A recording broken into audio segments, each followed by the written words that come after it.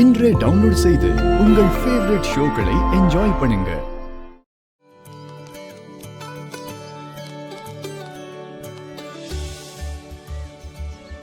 உள்ள வாப்பா.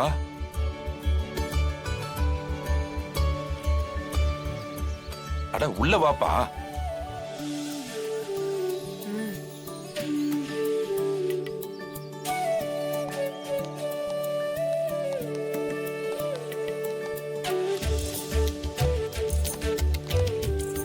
ஆமா, இந்த பொண்ணு ஐயா, இவ பேர் தமிழ், சிபியோட வைஃப். கேள்விப்பட்டேன். உங்க கம்பெனில எடுக்கிற எல்லா முடிவும் இந்த பொண்ணு பேர்ல தான் நடக்குதாமே. ஆமாங்க ஐயா. பார்த்தேன். குணத்திலேயே உங்களை அப்படியே உரிச்சு வச்சிருக்கு. ரத்த சொந்தமா? ஆமா, ரத்த சொந்தம் தான். ரத்த பந்தமெல்லாம் இல்ல, ஆனா அதுக்கும் மேல. சிபி வெளிநாட்டுல படிச்சவன். அதான் விவசாயத்தோட அருமை தெரியல. சிபியை ஏத்துக்கிறதும் ஏத்துக்காததும் உங்களோட விருப்பம். ஆனா தமிழ் அப்படி இல்லை. கிராமத்துல வளர்ந்த பொண்ணு. இப்போதைக்கு என் பிசினஸ் எல்லாத்தையும் தமிழ் மட்டும்தான் கவனிச்சுக்கிறான். ஐயா, ஜனமாவுக்காகவும் எங்க கம்பெனிக்காகவும் நீங்க திரும்ப எங்க கூட வியாபாரம் செய்ய சம்மதிக்கணும். மன்னிச்சிருங்க ஜனம்மா, எனக்கு உங்க வாரிசு மேல நம்பிக்கை இல்லை. அவரால் விவசாயத்தையும் புரிஞ்சுக்க முடியல, விவசாயிகளோட வழியையும் புரிஞ்சுக்க முடியல. இப்படிப்பட்ட ஒருத்தர் கூட ரொம்ப நாள் வியாபாரம் பண்ண முடியாது. நான் என் காலத்துக்கு அப்புறமும் இந்த வியாபாரம் நிலைக்கணும்னு நினைக்கிறேன். அவரால் அதை சாத்தியப்படுத்த முடியாது. என்னை கட்டாயப்படுத்தாதீங்க. அதெல்லாம் முடியாதுன்னு சொல்லுங்க. வேலைக்கு வந்துட்டு 12 மணிக்கெல்லாம் போகணும்னு சொன்னா எப்படி? முடிச்சு கொடுத்துட்டு போக சொல்லுங்க. ஏ ராஜாங்கம், அண்ணே இங்க வாப்பா.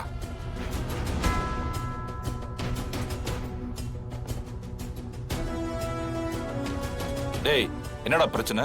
அது இல்லண்ணே, நம்ம வயலுக்கு இன்னைக்கு 40 பேரை வேலைக்கு சொல்லியிருந்தோம். அதுல ஒரு 10 பேர் அவசரமா போகணும்னு சொல்றாங்க.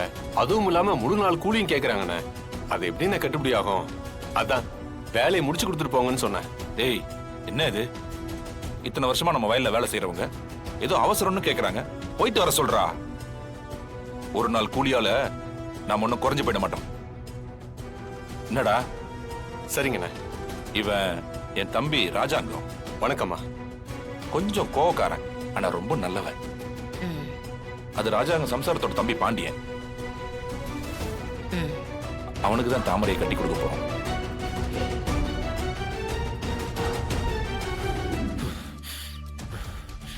இவ பிளான் பண்ணி தான் ஊருக்கே வர வச்சிருக்கா. போயும் ஒரு கிராமத்தாங்கிட்ட வேலை செய்ய சொல்றா. இவள என் மேல அக்கறை உள்ளவ. சை, என்ன பழி வாங்குறதுக்காக சந்தர்ப்பம் தேடிட்டு இருந்திருக்கா போல. நான் எதுக்கு அங்க அமைதியா இருந்தேன்? பட்டுன்னு முடியாதுன்னு சொல்லியிருக்கணும். சை, ரிடிகுலஸ்.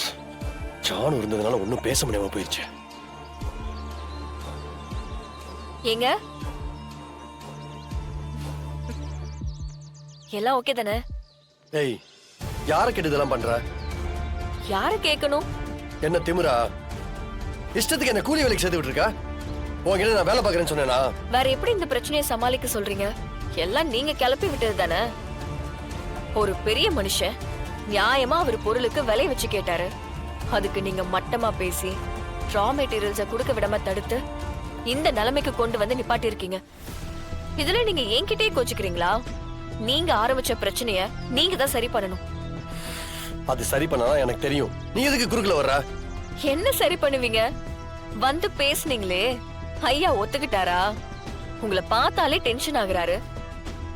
அப்படிப்பட்டவருக்கு நீங்க என்ன பேசினாலும் என்ன வகையில பேசினாலும் ஒத்துக்கவே மாட்டாரு. அவரை சமாதானப்படுத்துறதுக்கு இது மட்டும்தான் ஒரே வழி. ரொம்ப பிகு பண்ணிக்க வேணாம். காலேஜ்ல இன்டர்ன்ஷிப்புக்கு போவீங்களா, அந்த மாதிரி நினைச்சுக்கோங்க.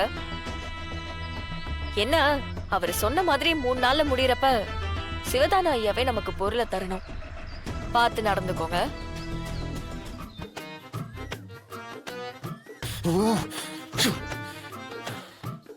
ஆர்டர் போட்டுட்டு போற? இந்தா வேலையை ஆரம்பிக்கணும். குடி. என்னது இது? பின்ன இந்த சட்டையை போட்டுட்டா வேலை செய்வ. இந்தா இந்த சட்டையை மாத்திக்க, இந்த வேட்டியை கட்டிக்க. ஏய், அதெல்லாம் எனக்கு செட் ஆகாது. செட் ஆகாதா? ம். யோ இததான் ஏன் போட்டாகணும். போய் சீக்கிரமா போட்டுனு வா, வேலைய பாக்கணும். போயா பாத்துனுக்குற. இருக்கு உனக்கு. சின்ன பையன் ரொம்ப பேசுறானே. மாடெல்லாம் பக்கத்து கொட்டாயில கட்டியாச்சு, போய் மாட்டு சாணிய அள்ளு. வாட்? வாத்து இல்லம்மா, சாணி சாணி சாணி, மாட்டு சாணி. பின்னாடி குப்பை கூட இருக்கு, அதுல எத்தனை போய் கொட்டு. இதெல்லாம் தான் மண்ணுக்கு வரும்.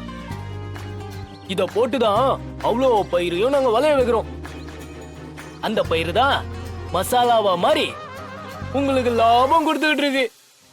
ஓ, என்ன விளையாடுறீங்களா? இல்ல விளையாடுறீங்களான்னு கேட்டேன். நான் யாருன்னு தெரியுமா? எங்க இருந்து வந்திருக்கேன்னு தெரியுமா? என்ன போய் மாட்டு சாணியால சொல்றீங்க? ஆ? ஐயா சொல்லும் போது எல்லாத்துக்கும் தலையாட்டின. அதுக்காக வேற ஏதாவது ஸ்மார்ட் ஒர்க் கொடுங்க. சாணியால சொல்றீங்க? அப்போ முடியாதுன்னு சொல்ற. ஆமா.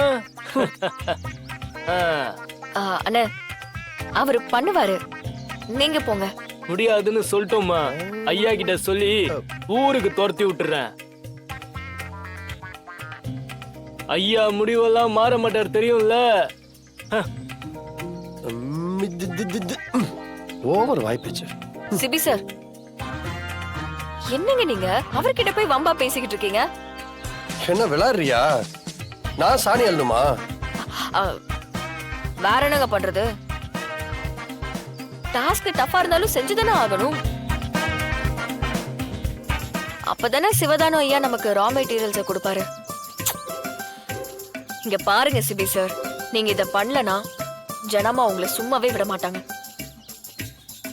இது அவங்க சென்டிமெண்ட் சம்பந்தப்பட்ட விஷயம். என்ன பிளாக்மெயில் பண்றியா? ஹேய், இதுக்கெல்லாம் பயப்பட மாட்டேன்டி. நான் ஜானு கூட சொல்லிக்கிறேன். சிபி சார், நான் சொல்றத கேளுங்க. கிட்டத்தட்ட 25 வருஷமா ஜனமா சிவதானம் ஐயா கூட பிசினஸ் பண்ணிக்கிட்டு இருக்காங்க.